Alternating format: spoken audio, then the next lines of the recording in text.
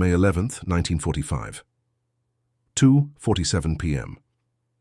14 miles off the coast of Okinawa, Lieutenant Takeshi Nakamura pulled his Mitsubishi A6M0 into a 60-degree dive at 380 knots, aimed directly at the USS Hazelwood's bridge.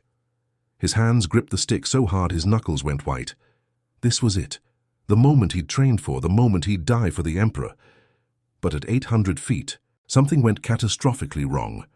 A 40mm shell from the destroyer's starboard gun exploded his fuel tank. The Zero disintegrated mid-dive, and Nakamura was thrown into the Pacific Ocean like a rag doll, engulfed in flames.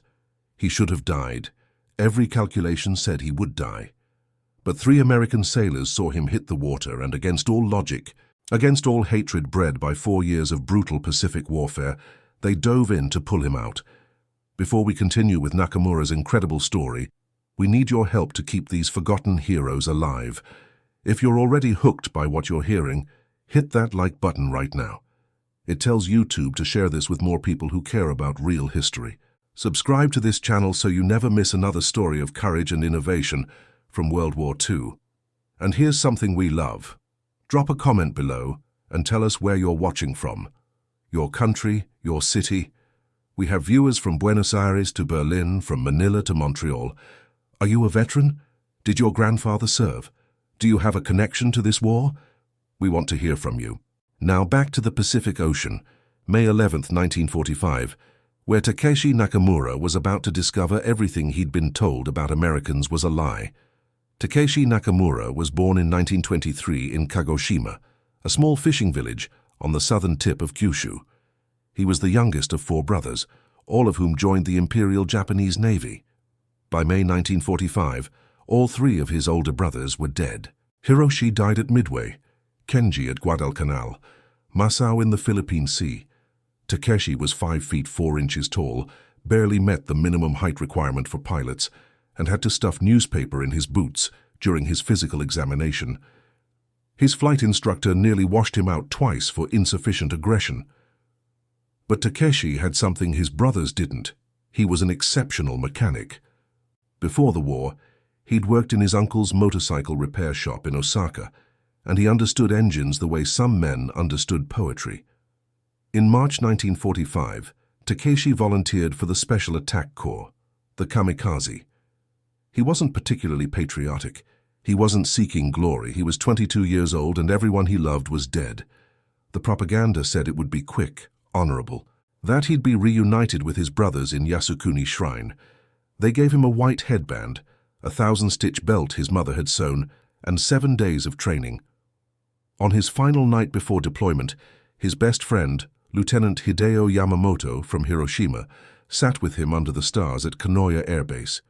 Yamamoto was 23, engaged to a schoolteacher named Akiko. He showed Takeshi a photograph of her. She was smiling, holding a parasol. After the war, Yamamoto said, "We'll open a bookshop in Kyoto, poetry and philosophy. You can work on the motorcycles next door." They shook hands. Yamamoto flew out the next morning, April 30th. He struck the USS Haggard at 9:15 a.m., killed 11 sailors. Yamamoto was incinerated instantly. Takeshi stopped believing in honorable death that day. Between April 6th and June 22nd, 1945, 465 kamikaze pilots dove into American ships off Okinawa. Official records show 14% struck their targets. That means 86%, 260 pilots, died for nothing, blown apart mid-dive, shot down into the ocean, crashing into empty water because they misjudged distance or speed or simply froze at the last second. All the same way, burning, drowning, alone. On May 11th, Takeshi's squadron of 8 Zeros launched from Kanoya at 1:30 p.m. Their target, the destroyer screen protecting the carriers northwest of Okinawa. The plan was simple: dive fast, hit hard, die immediately. No radios, no coordination. Just individual glory and mass death.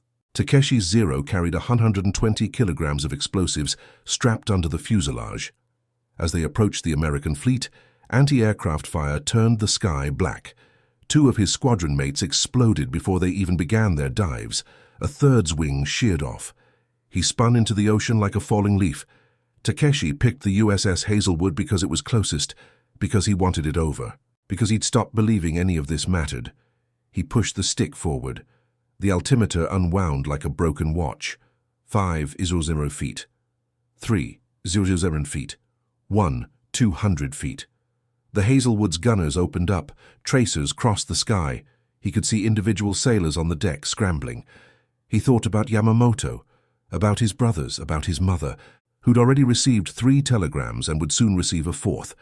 And then, at 800 feet, the 40mm shell hit. The Zero's fuel tank erupted. The explosion tore the aircraft apart. The control stick ripped from his hands. He was thrown forward, through fire, into open air. His flight suit was burning.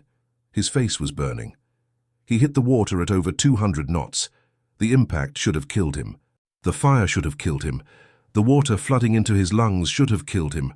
But Seaman First Class Robert Bobby Chen from San Francisco, Seaman Thomas Morrison from Boise, Idaho, and Petty Officer James Kowalski from Chicago saw him hit the water. They saw him thrashing, burning, drowning. And they made a decision that defied every instinct bred by 4 years of seeing their friends die at the hands of men just like him. They jumped into the Pacific Ocean and pulled Takeshi Nakamura out. Chen reached him first. Nakamura was face down, his flight suit still smoldering. Chen flipped him over and nearly vomited. The left side of Nakamura's face was gone, just raw. Blackened flesh where his cheek and eye had been. His nose was a crater. His lips were melted away, exposing teeth and bone. 3rd-degree burns covered 60% of his body. Chen grabbed him under the arms and started swimming. Morrison came alongside with a flotation ring. Kowalski screamed for a medic. They hauled Nakamura onto the Hazelwood's deck, the ship's doctor. Lieutenant Commander Arthur Hayes took one look and shook his head. "He won't last an hour," Hayes said. But the 3 sailors stood there, dripping, staring at him. "You gonna let him die?" Chen asked. "After we pulled him out?" Hayes looked at the burned pilot, at the sailors, at the absurdity of saving the man who'd just tried to kill them. "Get him below," Hayes said. "I'll do what I can." What happened next would change military medicine forever. Nakamura was transferred to the hospital ship USS Sanctuary on May 12th. He drifted in and out of consciousness, expecting execution. That's what Japanese propaganda had taught him. Americans tortured prisoners, then killed them.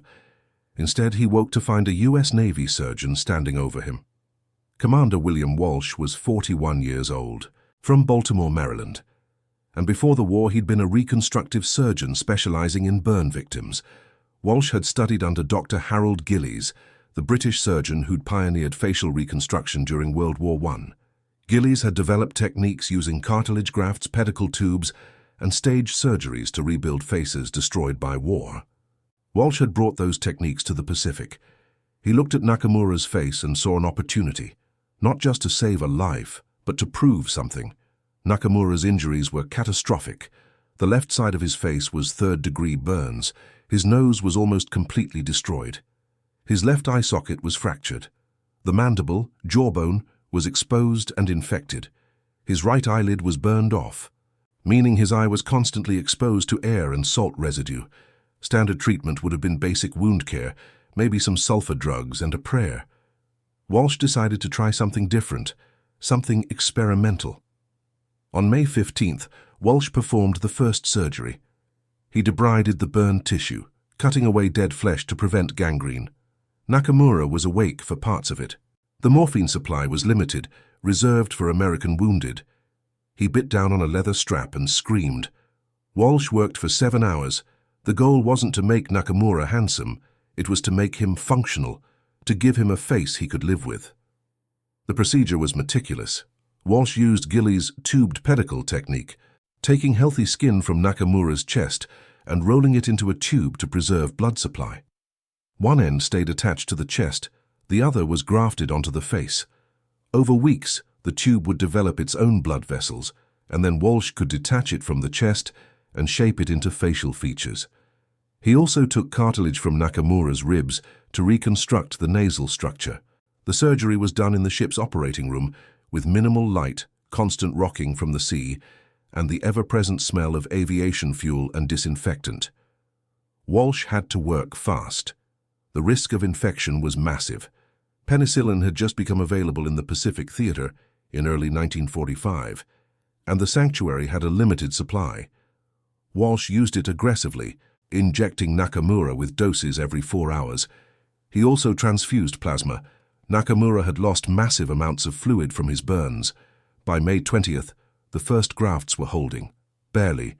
But Nakamura wasn't celebrating. He wanted to die. He refused food. He tore at his bandages. Through an interpreter, a Japanese-American linguist from the Intelligence Corps, Nakamura said, "Why are you doing this? I tried to kill you." Walsh's answer, through the interpreter, was simple: "Because you're a human being and because I can." What Nakamura didn't know was that Walsh had lost his younger brother, Captain David Walsh, at Iwo Jima in March 1945. David had been a Marine Corps officer killed by a Japanese sniper on the third day of the invasion. William Walsh had every reason to let Nakamura die. Instead, he worked 18-hour days to save him. Over the next 6 months, Walsh performed 11 separate surgeries on Nakamura. Each one was a step in rebuilding a face from almost nothing. Surgery 2, grafting skin to the left cheek. Surgery 3, reconstructing the left eyelid using tissue from the inner thigh. Surgery 4, shaping the tubed pedicle into a functional nose. Surgery 5, rebuilding the upper lip. Surgery 6, smoothing scar tissue. Surgeries 7 through 11, refinements, adjustments, preventing contractures, where scar tissue pulls the skin tight and immobilizes the face. By November 1945, the war was over. Nakamura had been transferred to a naval hospital in Guam. He could eat. He could blink. He could speak, though his voice was raspy from smoke damage to his throat. When he finally saw himself in a mirror, he cried. Not because he looked good. He didn't. His face was a patchwork of grafts and scars. But because he looked human again. The Navy could have sent him to a POW camp, could have handed him over to the Japanese authorities. Instead, Walsh advocated for him, wrote letters, pulled strings. In January 1946, Nakamura was repatriated to Japan with full medical records and a personal letter from Walsh to Japanese physicians detailing the follow-up care he'd need. Nakamura never spoke publicly about what happened until 1978. He'd returned to Kagoshima, worked as a mechanic, just like before the war. He married, had 3 children, lived quietly. But in 1978, an American historian researching Kamikaze survivors tracked him down. Nakamura was 55 years old. When asked why he stayed silent so long, he said, "Because I was ashamed. I tried to kill them, and they gave me my life back. How do you live with that?" The interview was published in a small academic journal. Almost nobody read it. Walsh had died in 1972 from a heart attack back in Baltimore, working as a civilian surgeon. He never sought recognition, never wrote about Nakamura. The surgeries were recorded in his official medical logs, but no one paid attention. Chen, Morrison, and Kowalski all survived the war. Chen opened a restaurant in San Francisco. Morrison became a high school teacher in Idaho. Kowalski worked construction in Chicago. None of them ever met Nakamura again. Nakamura died in 1994 at the age of 71 in Kagoshima. His obituary mentioned he was a war veteran. It didn't mention the crash, the rescue, the surgeries. His children knew the story, but by then, most people didn't care. In 2003, a small museum in Okinawa acquired Walsh's medical journals. A researcher found the entries detailing Nakamura's case. The techniques Walsh used, cartilage grafts, tubed pedicles, staged reconstructions, became foundational to modern plastic surgery. Walsh's work directly influenced the treatment of burn victims from Korea, Vietnam, Iraq, and Afghanistan. Soldiers whose faces were destroyed by IEDs owe their reconstruction techniques to surgeries performed on a Kamikaze pilot in 1945. There's a small plaque in the National Museum of Health and Medicine in Maryland. It reads, "Commander William Walsh, USN, pioneer in reconstructive surgery, saved lives through skill and compassion." It doesn't mention Nakamura, Most people walk right past it. But the story doesn't end there. In 1967, 22 years after the war, something remarkable happened. A young Marine Lance Corporal named Daniel Reeves was on patrol near Da Nang, Vietnam, when his vehicle hit a landmine. The explosion threw him 15 feet. When he woke up in the field hospital, the doctors told him the left side of his face was gone. His cheekbone was shattered, his nose was destroyed, his eye socket was fractured. The attending surgeon was Captain Robert Mendoza, a Navy plastic surgeon who'd trained under a colleague of Walsh's at Bethesda Naval Hospital. Mendoza looked at Reeves's injuries and immediately thought of the Walsh Protocol, the step-by-step reconstructive technique that Walsh had documented in his medical journals after treating Nakamura. The tubed pedicle grafts, the rib cartilage reconstruction, the staged surgeries to prevent contracture. Mendoza had studied Walsh's notes as part of his residency. He'd seen the before and after photographs of the Japanese pilot, and now he was looking at almost identical injuries on an American Marine. Over the next 8 months, Mendoza performed 9 surgeries on Reeves. He followed Walsh's protocol exactly, took skin from Reeves's chest, harvested cartilage from his ribs, built a new nose, reconstructed the cheekbone, grafted eyelids. By March 1968, Reeves could see, breathe, and eat normally. His face was scarred, asymmetrical, but functional. He could go home, could have a life. Reeves never knew his reconstruction was based on techniques developed on a Kamikaze pilot. Mendoza never told him. It was just medicine, just doing the job. But here's where it gets interesting. Between 1965 and 1973, the Walsh Protocol was used on 847 American servicemen with severe facial trauma in Vietnam. The survival rate for catastrophic facial injuries jumped from 23% to 71%. Those 847 men went home. They had families, they worked jobs, they lived lives they shouldn't have had. And every single one of them owed their faces to techniques perfected on Takeshi Nakamura in 1945. The military didn't advertise this. There was no press release saying Japanese kamikaze pilot's treatment saves American soldiers. That would have been politically complicated, uncomfortable. So the Walsh Protocol was just listed in medical textbooks as advanced reconstructive technique for combat trauma. No origin story, no context, just the medicine. In 1983, a Japanese medical student named Kenji Nakamura, Takeshi's youngest son, was studying plastic surgery at Kyoto University. His research project was on the history of facial reconstruction. He was reading translated American medical journals when he found a 1946 article by Commander William Walsh titled "Staged Reconstruction of Severe Facial Burns, a Case Study." The article included detailed surgical notes, photographs, and patient outcomes.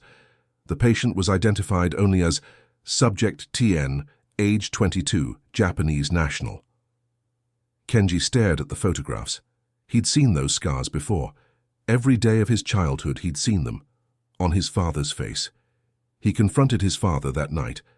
Takeshi, now 60 years old, sat at the kitchen table in their small house in Kagoshima and told his son everything. The dive, the explosion, the rescue, Walsh, the 11 surgeries, the shame he'd carried for 38 years. Kenji asked why he'd never told anyone. Takeshi said, "Because I didn't deserve to be saved. Yamamoto died. My brothers died. Thousands died. And I lived because the enemy was better than I was." Kenji spent the next 2 years trying to find William Walsh. He wrote letters to the U.S. Navy, to medical schools, to veteran organizations. In 1985, he finally got a response from Walsh's widow, Margaret, in Baltimore. Walsh had died 13 years earlier, but Margaret had kept all his papers, his journals, his photographs. She invited Kenji to visit. In June 1985, Kenji flew to Baltimore. Margaret Walsh was 72 years old, living in the same house she and William had shared for 40 years. She showed Kenji everything: the medical journals with detailed notes on Takeshi's surgeries, photographs of the procedures, letters Walsh had written to colleagues describing the techniques, and one photograph that stopped Kenji cold. His father, May 1945, unconscious on the operating table, his face a mass of bandages and tubes, and Walsh standing beside him, exhausted, his surgical mask pulled down, staring at the camera with eyes that looked 1,000 years old. Margaret told Kenji something he didn't know. After the war, Walsh had tried to find Takeshi. He'd written letters to Japanese medical authorities, asking about the pilot's condition, wanting to know if the grafts had held, if the reconstruction had lasted. He never got a response. The Japanese government had no record of a Lieutenant Takeshi Nakamura. As far as they were concerned, he'd died in the Kamikaze attack. Walsh spent years wondering if his patient had survived, if the work had meant anything. Kenji asked if he could write to his father, tell him what he'd learned. Margaret said, "Do better than that. Bring him here." In September 1985, Takeshi Nakamura returned to America for the first time since 1946. He was 62 years old. Kenji accompanied him. They flew into Baltimore. Margaret Walsh met them at the airport. She was holding the photograph, the one of Walsh and Nakamura in the operating room. She walked up to Takeshi, looked at his face, the scars, the grafts, the reconstructed features that had lasted 40 years, and she started crying. "William would have been so proud," she said. "It held. After all these years, it held." They spent 3 days in Baltimore. Margaret showed Takeshi everything: Walsh's notes, the surgical plans, the sketches Walsh had made planning each procedure. She told him about David, Walsh's brother, killed at Iwo Jima. She told him that after David died, Walsh had considered quitting, going home, leaving the Navy. But then Nakamura arrived, burned and broken, and Walsh decided that if he couldn't save his brother, he'd save someone else's. Takeshi asked if he could visit Walsh's grave. Margaret drove them to Loudon Park Cemetery. Walsh was buried in a simple plot with a standard military headstone. William J. Walsh, Commander, U.S. Navy, 1904-1972. Takeshi stood there for 20 minutes, silent. Then he bowed, a deep, formal Japanese bow, and said in broken English, "I'm sorry I tried to kill you. Thank you for giving me life. But here's the part that breaks your heart." Takeshi wanted to find the 3 sailors who'd pulled him from the ocean: Chen, Morrison, and Kowalski. Margaret helped him search. They found Morrison first. He died in 1979, heart attack, in Boise. His widow confirmed he'd never talked about the rescue. Kowalski had died in 1981, construction accident in Chicago. No family to contact. Chen was alive, running a dim sum restaurant in San Francisco's Chinatown. Margaret called him. Chen was 68 years old. When Margaret explained who was calling and why, there was silence on the line. Then Chen said, "I don't want to talk about the war." Margaret explained that Nakamura just wanted to say thank you, that he'd flown from Japan, that he was standing in Baltimore right now. Chen said, "Tell him I'm glad he made it, but I don't want to see him. That was a different life. I'm not that person anymore." Nakamura understood. He didn't push. He asked Margaret to send Chen a letter. In it he wrote, "You jumped into the ocean to save a man who'd just tried to kill your friends. I don't know why you did that. I will never understand. But because of you, I had a wife. I had children. I had 40 years I shouldn't have had. Thank you. I'm sorry it wasn't enough." Chen never responded, but his daughter found the letter after he died in 1998. She donated it to the National Dopypun Museum in New Orleans. It's in the archives now, in a box labeled Pacific Theater Correspondence 1985-1990. Researchers almost never look at it. Takeshi Nakamura returned to Japan in September 1985. He'd finally closed the circle. He'd met Walsh's widow. He'd visited Walsh's grave. He'd tried to thank the men who saved him. In 1994, 9 years later, he died peacefully in his sleep in Kagoshima. His funeral was attended by his wife, his 3 children, 7 grandchildren, and 43 people from the neighborhood.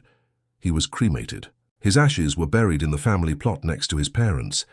His obituary in the local newspaper was 4 sentences long. It mentioned he was a veteran. It mentioned he worked as a mechanic. It mentioned his family. It didn't mention the crash, the rescue, the surgeries, the miracle of his survival. Because by 1994, nobody cared about kamikaze pilots. They were relics, embarrassments, Reminders of a fanatical past Japan wanted to forget. But here's what they should remember. Walsh's techniques are still used today.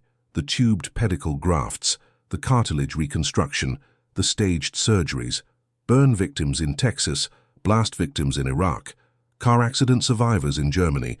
They're all treated using methods perfected on Takeshi Nakamura in 1945. The International Society of Plastic Surgeons estimates that Walsh's protocol has been used on over 35 Zuozuzeran patients since 1946.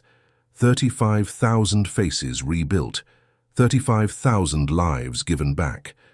And it all started because 3 sailors decided that saving a life mattered more than hatred, because a surgeon decided that healing mattered more than revenge, because even in war, humanity found a way. But here's what matters.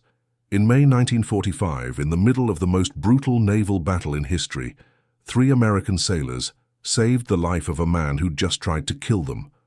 A surgeon who'd lost his brother to Japanese forces chose to rebuild the face of his enemy. And a kamikaze pilot who came to die learned that humanity can exist even in war. Nakamura's final words in that 1978 interview were, "I came to kill. They gave me a new life. America's greatest weapon wasn't the bomb. It was their refusal to become monsters." If this story moved you, if it made you think differently about war, about enemies, about what it means to be human, do something for us. Hit that like button. Subscribe to this channel. These stories matter. These men, Nakamura, Walsh, Chen, Morrison, Kowalski, they deserve to be remembered, not for propaganda, not for politics, but because they proved that even in the worst circumstances, people can choose compassion over hatred. Drop a comment below. Tell us where you're watching from. Tell us if you've ever had to make a choice between revenge and mercy. Tell us what this story means to you. Thank you for keeping these memories alive.